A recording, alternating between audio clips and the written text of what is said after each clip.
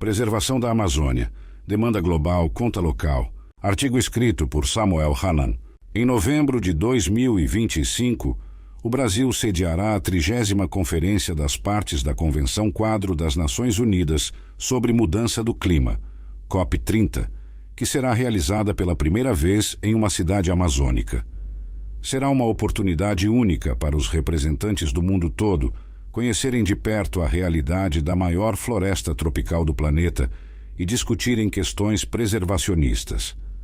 Até a realização desse grande evento mundial do clima, os próximos 19 meses devem servir para uma profunda reflexão nacional sobre a região amazônica brasileira, seu estágio de preservação, suas possibilidades de desenvolvimento sustentável e sobre a qualidade de vida da população daquela área. É fundamental revelar ao Brasil e ao planeta a renúncia econômica do povo amazônida a favor de todos os brasileiros e da população mundial ao longo dos 524 anos do descobrimento do Brasil e dos 135 anos da proclamação da República. Nesse longo período, a preservação de 84 a 85% da floresta tropical da Amazônia brasileira tem sido feita única e exclusivamente pelos habitantes daquela região, graças ao seu desmedido amor pela floresta, rios, fauna e flora, ao custo injusto de seu acentuado empobrecimento. Os governos do Brasil dos últimos 35 anos quase nada fizeram em favor da Amazônia e seus habitantes. Os fatos e os números oficiais comprovam isso. Dos 15,5% a 16% do desmatamento da floresta amazônica brasileira, cerca de 41% aconteceram nos últimos 20 anos, justamente o período em que se montou uma estrutura burocrática com órgãos como o Ministério, IBAMA, ICMBio e secretarias especiais, cuja atuação teve efeito pífio nos locais alvos de sua atuação. As desigualdades regionais e sociais têm sido ignoradas pelos governos das mais variadas matizes, embora apareçam sistematicamente como promessas nas campanhas eleitorais, sempre descritas como prioridades que, no entanto, nunca se concretizam. A renda média da população amazônica é cerca de 36% menor do que a média nacional, e este não é o único indicador da situação. A região norte, com 7 estados, Acre, Amapá, Amazonas, Pará, Rondônia, Roraima e Tocantins, ocupa 45,85% da área territorial brasileira, mas sua população corresponde a apenas 9% dos habitantes do país, e sua expressão econômica é mínima, participa com apenas 6,2% do PIB nacional. A desproporção é gritante. A região sudeste, com 89 milhões de pessoas, ou 43,6% da população brasileira, ocupa menos de 11% do território nacional e responde por 55,2% do PIB. Essa deformação fica mais evidente quando se nota que o estado de São Paulo, apesar de ocupar apenas 2,97% do território nacional, é habitado por 22% da população brasileira e, sozinho, é responsável por quase 32% do PIB nacional. Ironicamente, as regiões Sul e Sudeste, as mais desenvolvidas do país, são beneficiadas com mais de 65% dos gastos tributários da União, traduzidos em renúncias fiscais, que pela Constituição Federal de 1988, artigos 3º, 43, 145, 151, 155 e 165, parágrafos 6º e 7º, deveriam ser destinadas a reduzir as desigualdades regionais e sociais. Não é de se estranhar que só aumente o já enorme fosso no grau de desenvolvimento das regiões. É um reflexo da destinação equivocada feita pelos governos das últimas décadas, responsáveis por significativas renúncias fiscais dos tributos federais, que saltaram de 1,47% do PIB em 2001 para 4,8% do PIB em 2023, valor que corresponde a 520 bilhões de reais por ano. Os governos das últimas décadas ignoraram que na região amazônica cerca de 18 milhões de brasileiros vivem em situação precária. São cidadãos simples, em sua maioria sem instrução e sem nenhuma oportunidade proporcionada pelos governos, os quais vêm pagando o custo alto da renúncia econômica em favor dos demais brasileiros. Eles ainda sofrem com imposições de áreas de uso restrito, porque dos 56,10% da Amazônia brasileira, 25,87% são terras indígenas demarcadas, 14,97% são unidades de conservação federal, outros 12,13% são unidades de conservação estadual e 1,13% compõem unidades de conservação municipais.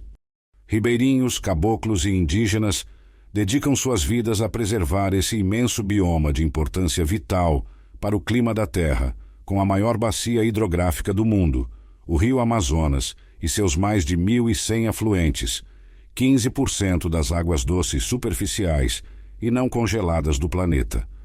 Os 175 milhões de litros de água despejados no mar a cada segundo ajudam a entender a grandiosidade dessa bacia hidrográfica. Graças a esse povo, de 84% a 85% da floresta ainda permanecem inteiramente preservados. O mundo depende disso porque a floresta amazônica responde por mais da metade, 53%, das florestas tropicais remanescentes no planeta. Em território brasileiro estão 62% da floresta amazônica, que tem papel fundamental no combate ao aquecimento global e às mudanças climáticas. Responsável por 15% da água doce do planeta, boa parte garantida pelo sistema aquífero Grande Amazônia, SAGA, o maior aquífero do mundo, registra índice pluviométrico que varia entre 1.400 milímetros e 3.500 milímetros por ano. Os rios voadores são essenciais para a agricultura do Centro-Oeste e do Sudeste. A biodiversidade da Amazônia é incomparável. Reúne mais de 1.300 espécies de aves, mais de 3.000 espécies de peixes, mais de 30.000 espécies de plantas, mais de 1.800 espécies de borboletas, 378 espécies de répteis, 427 espécies de anfíbios e 311 espécies de mamíferos, entre outras. Nem é preciso destacar o papel fundamental que a Amazônia desempenha para a agricultura, que não prospera sem água, e para a produção de energia barata, renovável e confiável.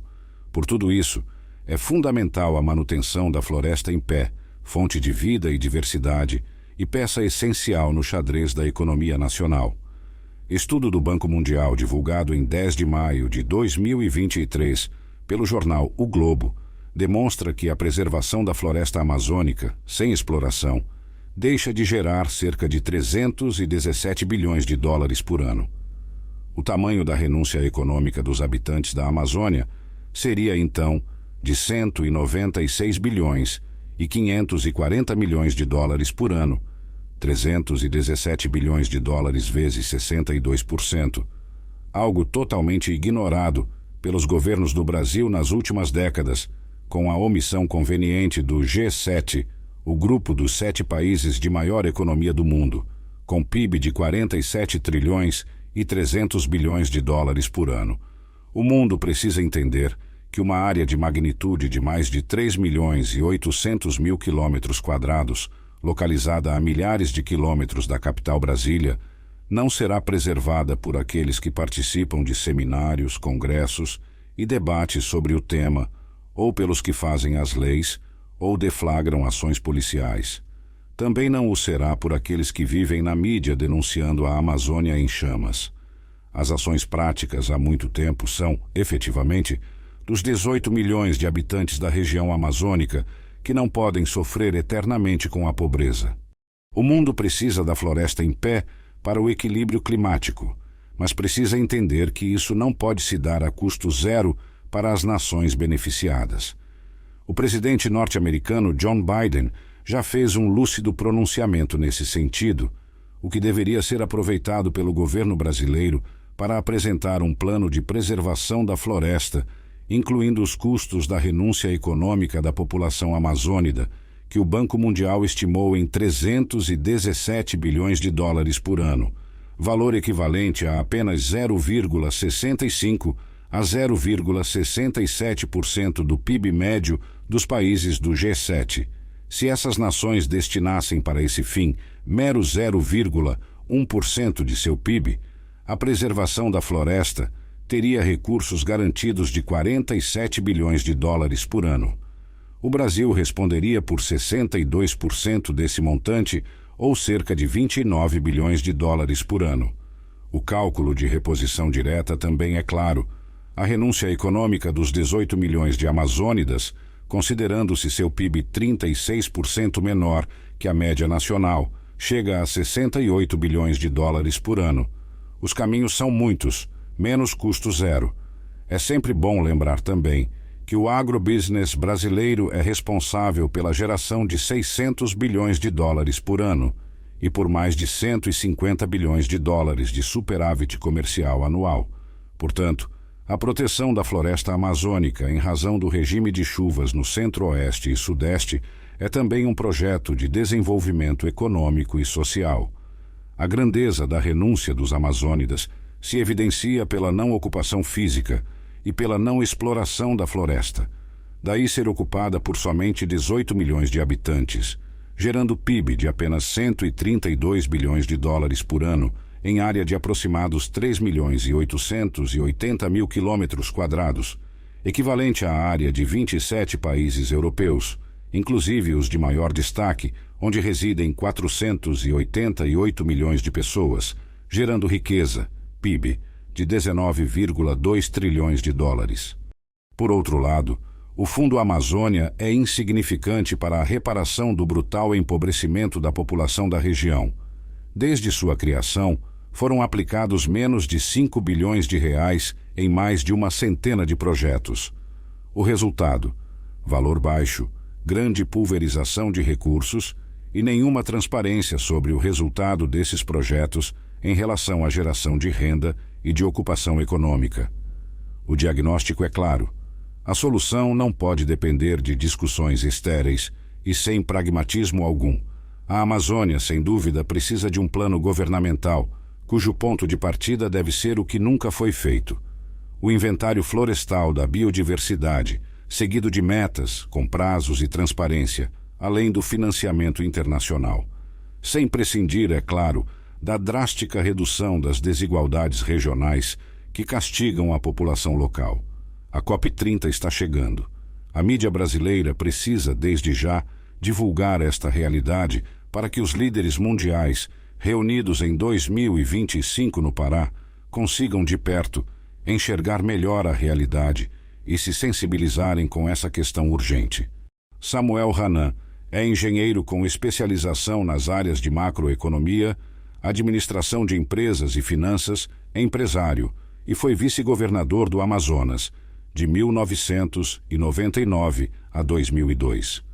Autor dos livros Brasil, um país à deriva e Caminhos para um país sem rumo. Acesse o site samuelhanan.com.br.